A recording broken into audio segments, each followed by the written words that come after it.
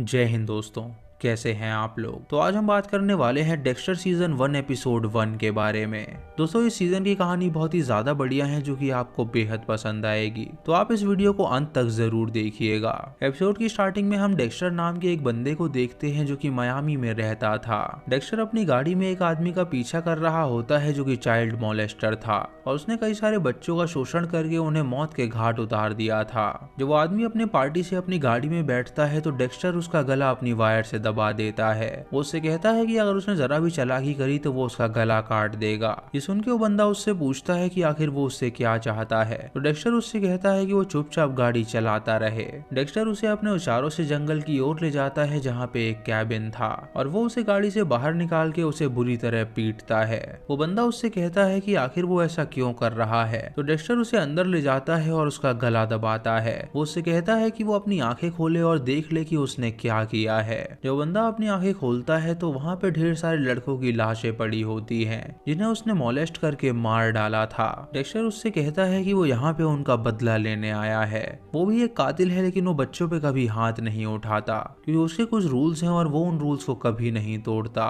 ये कह के वो उस बंदे को बेहोश कर देता है और जब उसकी आंखें खुलती हैं तो वो अपने आप को बंधा हुआ पाता है। वो उस बंदे की चीख पे एक कट लगाता है और उसके बाद उसके खून का एक ड्रॉप अपने ग्लास पे रखता है ताकि वो उसे अपनी कलेक्शन में डाल सके। उसके बाद वो उस बंदे के छोटे छोटे टुकड़े कर देता है और उसे जान से मार डालता है और फिर उसकी बॉडी नदी में जाके डंप कर देता है। दोस्तों डेक्स्टर एक कातिल होता है लेकिन वो पुलिस के लिए भी काम कर रहा था। वो पुलिस डिपार्टमेंट के फॉरेंसिक्स में था जहाँ वो ब्लड की जांच किया करता था। दोस्तों डेक्स्टर सिर्फ उन्हीं लोगों को मारता था जो कि दूसरों को चोट पहुंचाते थे। ये सारे रूल डेक्स्टर्स के पिता ने ही उसे सिखाए हुए थे जो कि एक कॉप थे और बचपन में ही उन्होंने डेक्स्टर को पता लगा लिया था कि वो सीरियल किलर बनेगा क्योंकि उसने एक डॉग को जान से मार डाला था बिना कुछ सोचे समझे। डेक्स्टर अपने घर पहुंचता है और अपने एसी के पीछे से एक बॉक्स निकालता है और उसके अंदर उस आदमी एक खून का ग्लास रख देता है और हम यहाँ पे देखते हैं कि और भी कई सारे ग्लास वहाँ पे पड़े हुए हैं, जिसका मतलब वो पहले भी कई सारे मर्डर्स कर चुका है। डेक्स्टर की एक फॉस्टर बहन भी होती है जो कि एक कॉप थी और उसका नाम डेबरा होता है जो कि उसे कॉल करके कहती है कि वो एक क्राइम सीन पे है जिसके बारे में उसे पता लगाना है, तो वहाँ पे आके उसकी थोड़ी मदद कर दे। दोस्तों डेक्स्टर एक सीरियल किलर था इसीलिए वो उन्हीं की तरह सोचा करता था और उसकी बहन को ये बात पता नहीं थी और उसकी बहन उससे हमेशा मदद मांगा करती थी क्योंकि वो बहुत ज्यादा इंटेलिजेंट था। डेक्स्टर उसकी बात सुन के क्राइम सीन पे पहुंचता है जहां उसकी बहन अंडर कवर थी और वो प्रोस्टिट्यूट बनी हुई थी। वो उसे बताती है कि उसकी एक लड़की मारी गई है और जो भी कातिल है वो बहुत ही खतरनाक है और वो उस तक पहुंचना चाहती है। वो उसकी मदद करे ताकि वो इस केस में कुछ हेल्प कर सके जिसकी वजह से वो अंडर कवर से बाहर निकल सके और एक ओरिजिनल कॉप बन सके। डेबरा की बात सुन के डेक्स्टर बाहर जाता है और उस लाश को देखता है जिसे उस कातिल ने बहुत ही नीटली काटा हुआ था और वहाँ पे ब्लड का कोई भी नामो निशान नहीं था। डेक्स्टर ये देख के बहुत ही खुश हो जाता है और सोचता है कि उसने ये आइडिया क्यों नहीं सोचा। डिटेक्टिव एंजल उसे बताता है कि उसने ऐसा केस पहली बार देखा है और उस कातिल ने इतना सटीक काम किया है कि यहाँ पे ब्लड का नामो निशान नहीं है। डेक्स्टर जब वहाँ से जा रहा होता है तो लेफ्टिनेंट मरिया उसे आंख मारती है जिससे हमें पता चलता है कि वो डेक्स्टर को काफी पसंद किया करती है क्योंकि वो काफी इंटेलिजेंट था और केस सॉल्व करने में वो उसकी मदद करता था। अगले दिन डेक्स्टर सबके लिए डोनट्स लेके आता है और सभी उसे खा के बहुत ही खुश होते हैं। डेबरा डेक्स्टर से पूछती है कि आखिर उसने उस केस के बारे में कुछ पता लगाया या नहीं। डेक्स्टर उसे बताता है कि वो उस पे काम करेगा और उसके बाद उसे कोई लीड देगा। उसके बाद डेक्स्टर रिकॉर्ड रूम में जाता है जहाँ पे एक लेडी मौजूद थी और वो उसे वो केस की फाइल दे देती है ताकि वो उस पे रिसर्च कर सके। वो उससे पूछती है कि आखिर जब ये उसका काम नहीं है तो वो फाइल्स को क्यों पढ़ता है, तो डेक्स्टर उससे कहता है कि उसे जिज्ञासा होती है केस सॉल्व करने की। कुछ देर बाद लेफ्टिनेंट जेम्स डेक्स्टर के पास आता है और उसे एक फाइल देता है। वो उससे कहता है कि कल ही ये मर्डर हुआ है और उसे उसकी रिपोर्ट्स चाहिए। डेक्स्टर उससे कहता है कि उसे वहाँ पे जाना पड़ेगा रिपोर्ट्स बनाने के लिए, तो जेम्स उसे डांटता है और उससे कहता है कि वो तुरंत वहाँ पे जाए। दोस्तों जेम्स डेक्स्टर से चिढ़ा करता था क्योंकि वो उससे भी ज्यादा समझदार था और उसका मानना था कि शायद वो भी एक किलर है इसीलिए वो उस पे हमेशा नजर रखा करता था। डेक्स्टर जब उस क्राइम सीन पे पहुंचता है तो वहाँ की फोटोज लेता है और इंस्पेक्टर को बताता है कि एक शार्प ऑब्जेक्ट से ये मर्डर हुआ है। उसके बाद डेक्स्टर अपने एक नए शिकार की तलाश में निकलता है, जहाँ वो जॉर्स्की नाम के एक बंदे को देखता है जो कि बहुत ही ज्यादा ब्रूटल किलर था।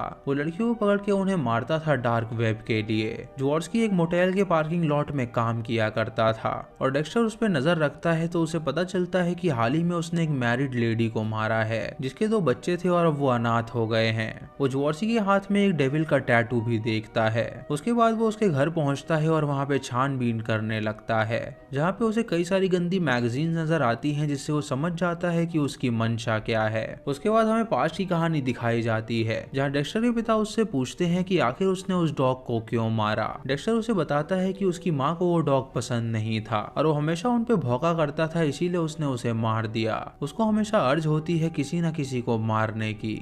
ये सुन के उसका पिता उससे कहता है कि उसे अपनी अर्ज पे कंट्रोल करना होगा। फिर कहानी प्रेजेंट में आती है, जहां हम डेक्स्टर को देखते हैं जो कि अपनी गर्लफ्रेंड रीता से मिलने आया था।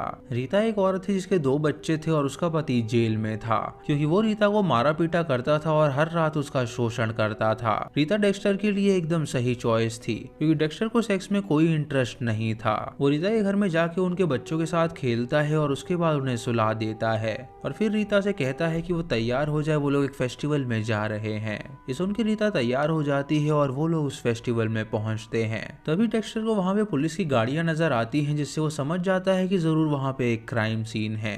वो रीता से कहता है कि वो उसका इंतजार करे, वो अभी आ रहा है और तुरंत क्राइम सीन पे जाके वो देखता है कि वहां पे ठीक वैसी ही लाश पड़ी है जैसे उसे सुबह मिली थी। एंजल उसे वहां पे देख के हैरान हो जाता है और उससे पूछता है कि आखिर वो कहाँ से आया। तो वो उसे बताता है कि वो अपनी गर्लफ्रेंड के साथ यहीं पे मौजूद था और वो यहाँ पे लाश देखने आया है। एंजल उसे बताता है कि ये उसी कातिल का काम है और इस लाश में भी कोई भी ब्लड का निशान बिल्कुल नहीं है।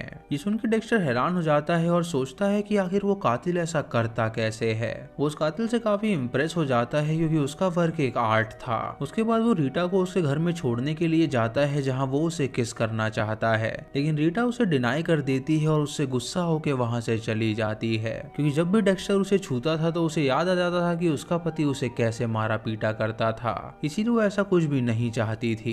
उसके बाद डेक्स्टर अपने घर जाता है और डार्क वेब की साइट खोलता है, जहाँ पे उसे जॉर्स्की की साइट मिलती है और वो उसकी वीडियो प्ले करने लगता है। उसके अंदर जॉर्स्की एक लेडी के साथ इंटीमेट हो रहा था और उसके बाद वो उसका गला काट के उसे मार डालता है। डेक्स्टर उसके हाथ में बना हुआ वो टैटू देखता है, जिसे वो समझ जाता है कि वो बंदा कोई और नहीं बल्कि जॉर्स्की ही है। कंफर्म होने के बाद अब उसे उसका शिकार करना था। फिर वो अपने बचपन की बात याद करता है, जहाँ एक दिन उसके डैड अपने औजार लेकर आए थे जिसके ऊपर खून लगा हुआ था।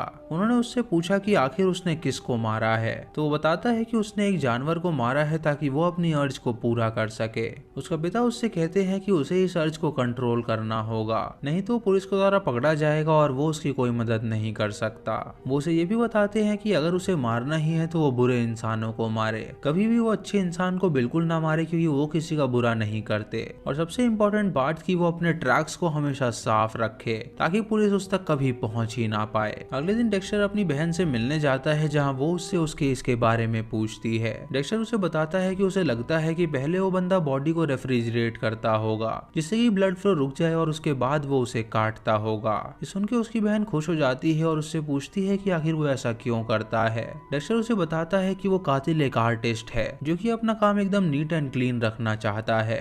उसकी बहन उससे कहती है कि अब यही बात वो मीटिंग में रखेगी ताकि इस केस में कोई प्रोग्रेस हो और उसे प्रमोशन मिल सके। अगले दिन डेक्स्टर पुलिस स्टेशन में एक लेडी को देखता है जो कि उसी आदमी की बीवी थी जिसे उसने स्टार्टिंग में मारा था। तभी जेम्स वहां पे आता है और डेक्स्टर से कहता है कि आखिर वो उस लेडी को क्यों देख रहा है, कहीं ऐसा तो नहीं कि उसके पति को उसी ने मारा हो। डेक्स्टर ये सुन के हंसने लगता है और उससे कहता है कि वो कैसी बात कर रहा है। तभी वहां पे लेफ्टिनेंट मरिया आती है तो जेम्स उससे कहता है कि डेक्स्टर को वो बोले कि वो अपना काम करे, लेकिन डेक्स्टर उससे कहता है कि वो मीटिंग अटेंड करना चाहता है। ये सुन के मरिया उसे इजाजत दे देती है और वो सभी अंदर जाते हैं मीटिंग अटेंड करने के लिए। मरिया अपने सभी इंस्पेक्टर से पूछती है कि क्या इस केस में कोई प्रोग्रेस हुआ, तो डेब्रा हाथ उठाती है और उससे कहती है कि उसके पास एक लीड है। उसे लगता है कि वो इन लाशों को रेफ्रिजरेटर में रखता है तो उन्हें इस शहर में सारे आइसक्रीम ट्रक छान मारने चाहिए क्योंकि उसे लगता है कि वो लाशों को उन्हीं ट्रक में रखता होगा। ये सुन के लेफ्टिनेंट उसकी बातों को इनकार कर देती है और उससे कहती है कि ऐसा नहीं हो सकता। मीटिंग खत्म होने के बाद डेब्रा डेक्स्टर से कहती है कि वो उसकी बात क्यों नहीं सुनती है। तो डेक्स्टर उससे कहता है कि मुझे नहीं पता कि वो उसे इतना हेट क्यों करती है। तभी मरिया वहाँ पे आती है और डेक्स्टर को उसके ऑफिस में आने के लिए कहती है, जिसे देख के डेबरा हंसने लगती है और डेक्स्टर से पूछती है कि आखिर ये क्या था, वो इतने सिडक्टिव वे में उससे क्यों बातें करती है। तो डेक्स्टर उससे कहता है कि उसे भी इस बारे में कुछ नहीं पता। डेक्स्टर उसके ऑफिस में जाता है और उस क्राइम सीन को एक्सप्लेन करता है कि आखिर वहाँ पे क्या हुआ होगा। जेम्स उससे कहता है कि उसे लगता है कि ये किसी चोर का काम है जो कि उनके घर में आया होगा रॉबरी करने के लिए और उसने उस लड़की को मार दिया होगा। डेक्स्टर उससे कहता है कि कोई चोर ऐसे कत्ल नहीं करता, ये जरूर उस लड़की के बॉयफ्रेंड का काम होगा क्योंकि वो उससे बदला लेना चाहता होगा उसे धोखा देने के लिए। ये सुनकर मरिया जेम्स से कहती है कि वो उसके बॉयफ्रेंड से पूछताछ करे, लेकिन जेम्स को इस बात पे बिल्कुल भी यकीन नहीं होता कि आखिर उसका बॉयफ्रेंड उसे कैसे मार सकता है। रात को जवार्स्की एक कंस्ट्रक्शन साइट पे जाता है कॉपर चुराने के लिए ताकि वो उसे बेच से कुछ पैसे कमा सके। तभी उसे वहाँ पे कुछ आवाज आती है तो वो वहाँ पे जाता है जहाँ पे अपने सामने वो उस लड़की की फोटो को देखता है जिसे उसने मार डाला था। तभी डेक्स्टर वहाँ पे आके उसे सिडेट कर देता है जिससे वो बेहोश हो जाता है और जब उसकी आंखें खुलती हैं तो वो अपने आप को बंधा हुआ पाता है। डेक्स्टर उससे पूछता है कि आखिर उसने उस लड़की को क्यों मारा,